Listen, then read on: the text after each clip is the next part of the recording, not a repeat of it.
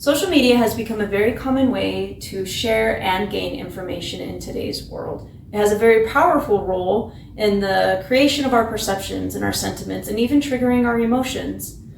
As an agricultural communications major, I find it very important to know how social media can be used to connect society to agriculture. However, if we don't understand what emotions social media users hold about dairy content, we can't effectively use social media as a tool to communicate agriculture.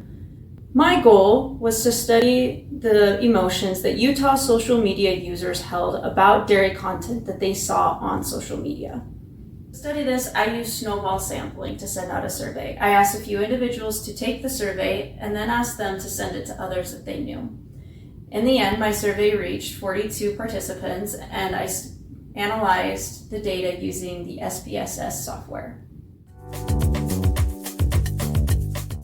After analyzing the data, I found that Utah social media users typically felt a feeling of happiness after seeing dairy content on social media. Pretty cool, right?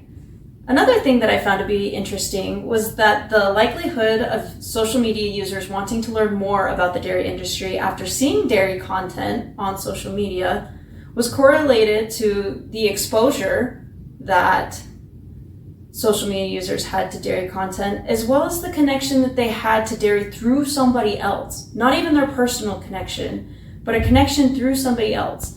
And these factors impacted the likelihood that they would learn more after seeing dairy content on social media.